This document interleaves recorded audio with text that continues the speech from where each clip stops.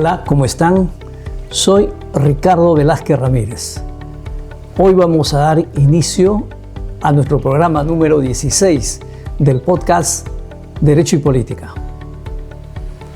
Vamos a hablar y conversar sobre un tema también importante. Se trata de los elementos perniciosos de la democracia. Y esta opción por este tema no es casual, ya que en el Perú estamos próximos a un proceso electoral, estamos a menos de un mes y por supuesto hoy adquiere mayor relevancia el tema de la democracia. Porque, ojo, la democracia no solamente es un procedimiento para acceder al poder, sino y sobre todo es una forma de gobierno, es un sistema de gobierno, es un régimen político o una forma política, es también un modelo de Estado y por supuesto una forma o un estilo de vida. De tal forma, nos estamos jugando el todo por el todo. Y es importante visibilizar este tema para identificar precisamente estos elementos perniciosos, peligrosos de la democracia. Porque no basta solamente llenarse la boca del término democracia o repetir cuantas veces sea necesario la palabra democracia. Hay que entenderlo. Y por supuesto que hay que defenderlo. Porque si bien es cierto, no es un modelo del todo perfecto, pero por ahora ha quedado demostrado que es uno de los mejores, por no decir el mejor modelo político. Claro que en el campo de la teoría no deja de ser un modelo perfecto, pero en el mundo de la dinámica diaria, en el mundo de la política, en el mundo de la realidad, donde hay fuertes y grandes intereses, la democracia no siempre logra cuajar, no siempre logra madurar. Es una tarea permanente, una tarea de mucho compromiso, pero sobre todo de ir construyendo una cultura democrática.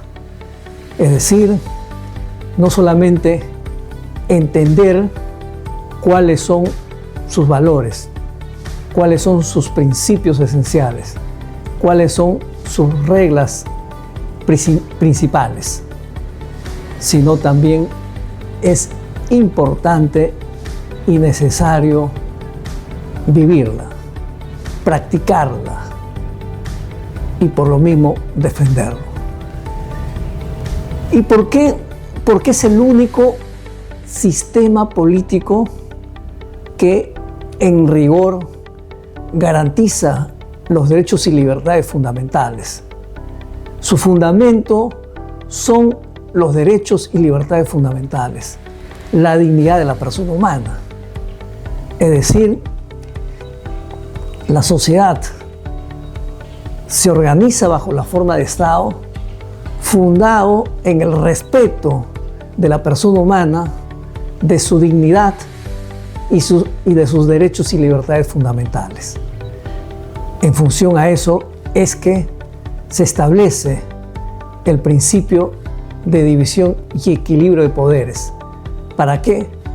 Para domar al poder, para controlar al poder, para evitar que el poder cometa abusos. Obviamente, en la democracia de nuestros tiempos, hablamos de una democracia participativa, representativa, constitucional, deliberativa, inclusiva, etc. Es decir,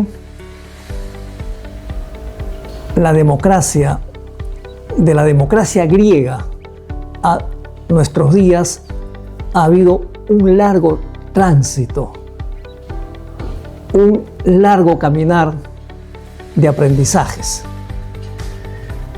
La democracia griega, que aparece 5 siglos antes de Cristo y que dura 200 años, después vuelve a aparecer por la Revolución Francesa o cerca de la Revolución Francesa, y sobre todo se expande después de la Segunda Guerra Mundial. Hoy la gran mayoría de estados del mundo han optado por este sistema y no es casual. Desde luego, no siempre la democracia tiene resultados inmediatos, porque no está dispuesto a sacrificar la vida, los derechos y libertades fundamentales. En rigor, protege a las personas, protege a los grupos vulnerables. La sociedad se organiza en función al respeto del uno sobre el otro y de los otros sobre el uno. Esa es una condición inherente a la democracia. Y por lo mismo, el poder se somete a estos principios rectores.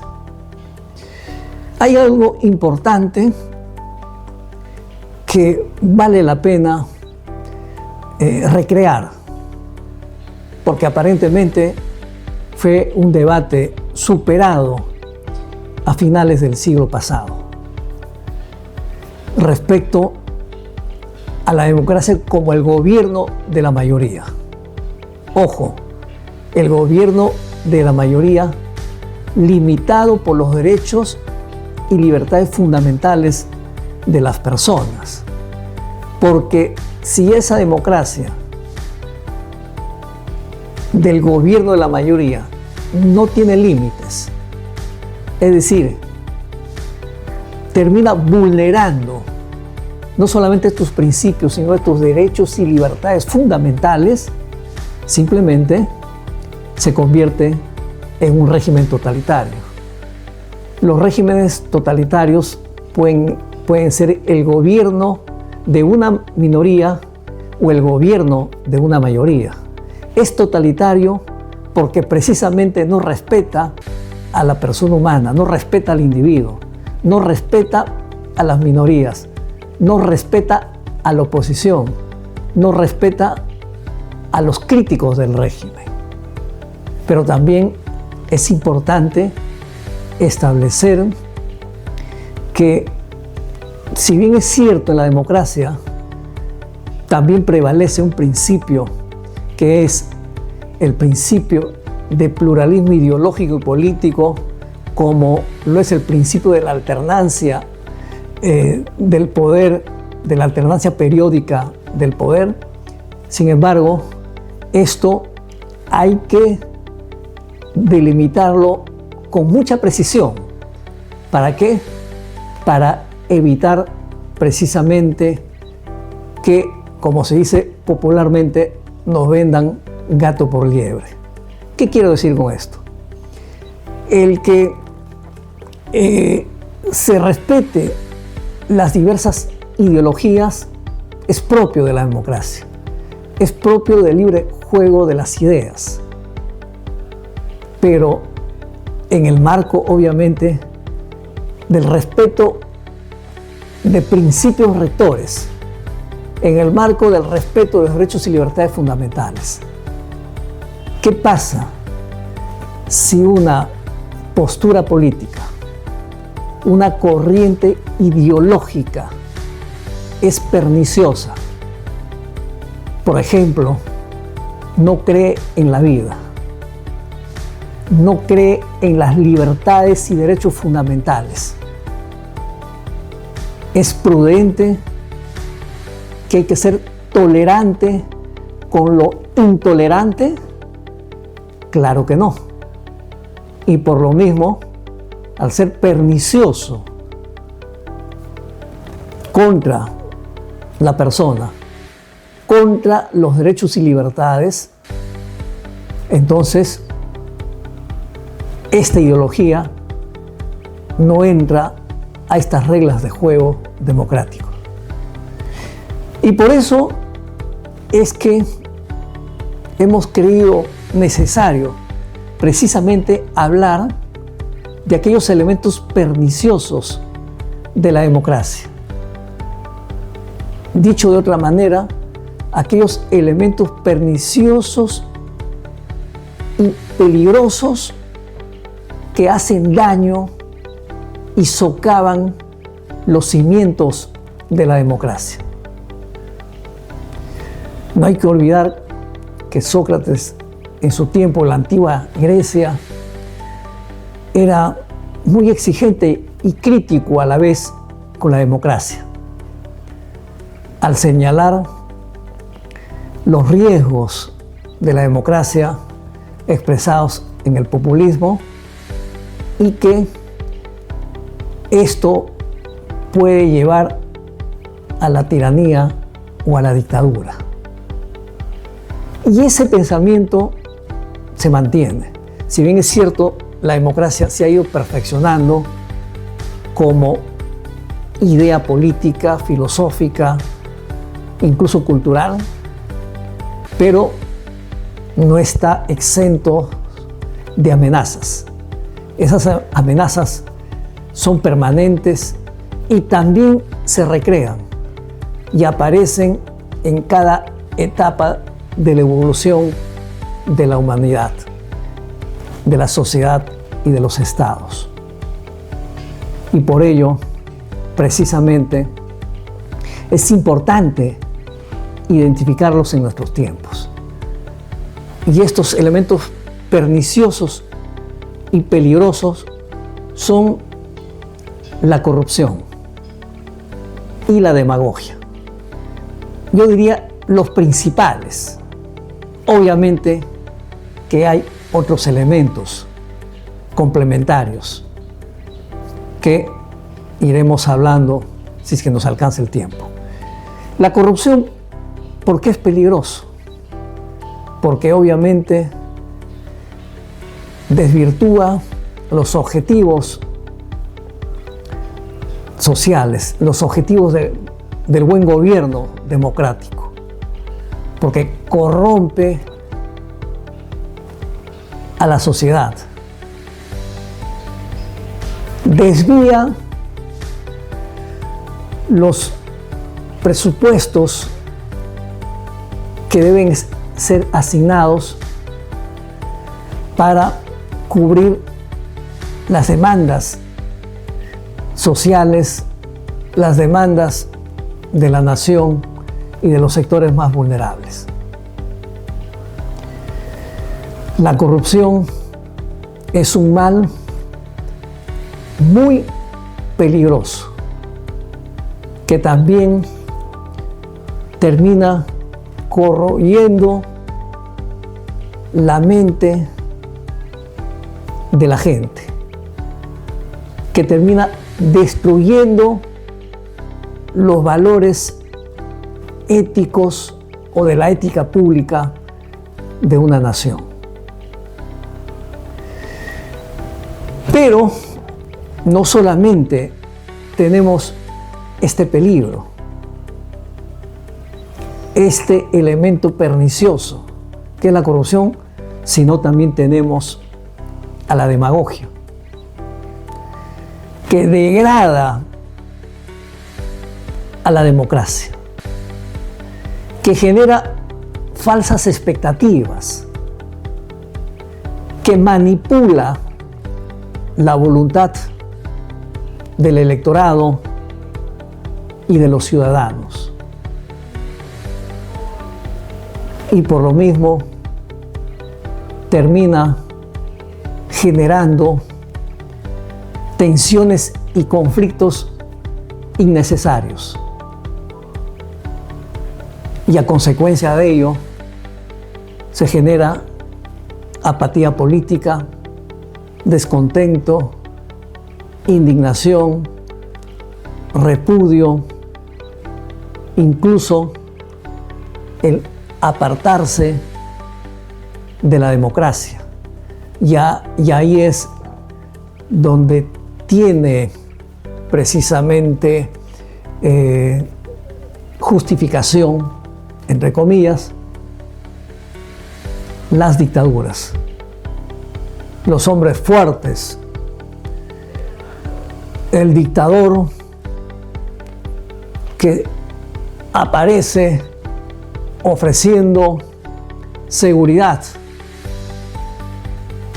ofreciendo mano dura, ofreciendo luchar contra la corrupción, limpiar al Estado de los corruptos. Entonces hay que tener cuidado de estos elementos perniciosos.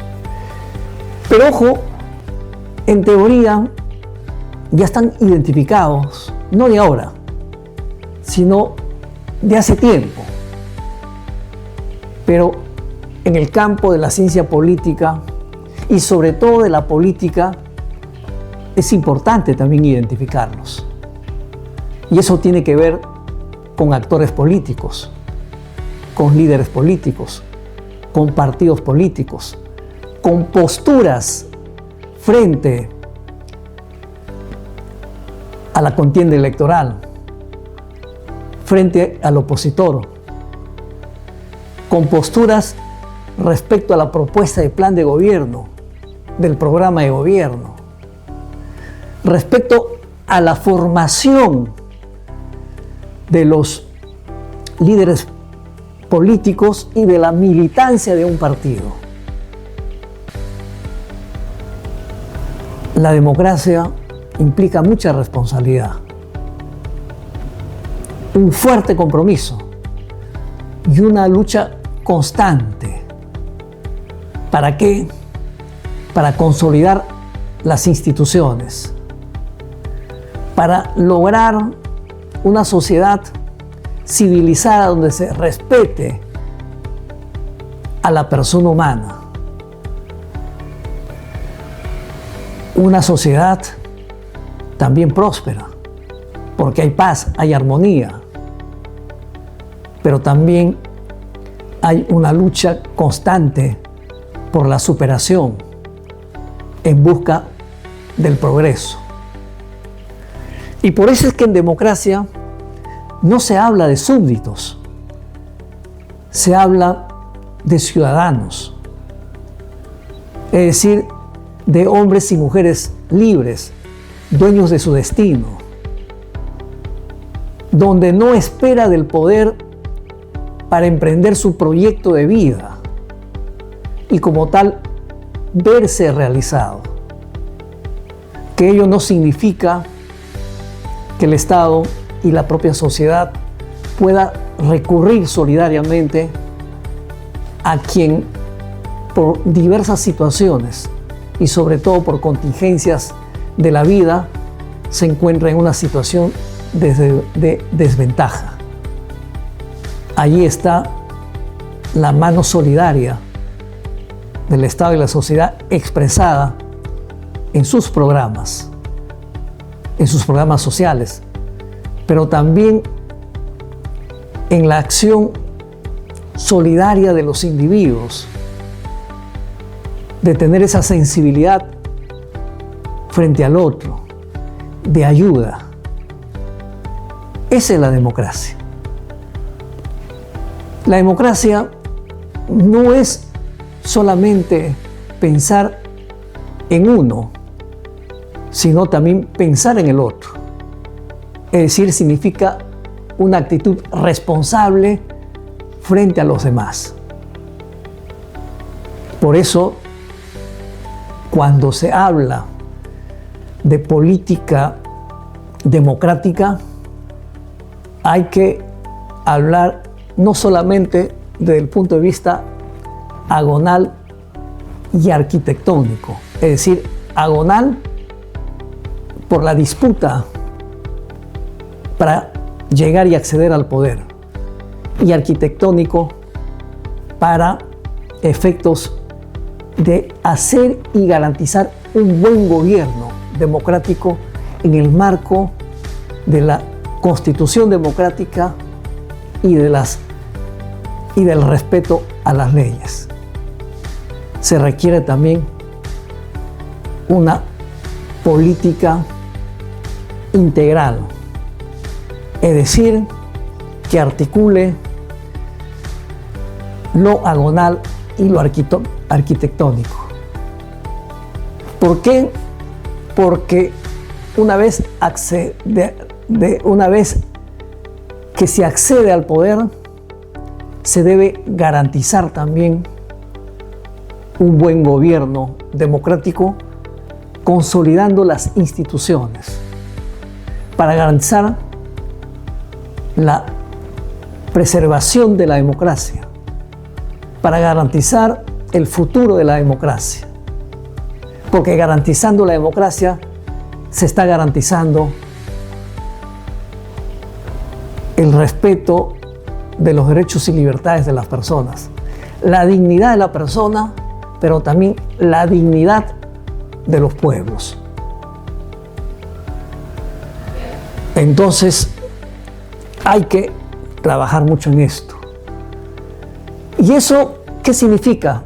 Tener también una actitud vigilante, observadora, fijarse en los discursos, en las prácticas de los líderes, en el ideario, pero también en la práctica de los partidos políticos. ¿Y por qué? Porque se puede también valerse del discurso democrático para acceder al poder y después instaurar un régimen totalitario. No son pocos los líderes y partidos que han llegado al poder con un discurso democrático y después, con un zarpazo, desaparecieron a la democracia para instaurar precisamente regímenes totalitarios. La historia nos debe haber enseñado mucho de esto, y por lo mismo la trayectoria de los partidos y de los líderes juegan mucho en esto. Por eso es que cuando hablamos que la democracia es un régimen político, lo que queremos decir que es una teoría y una práctica debidamente argumentada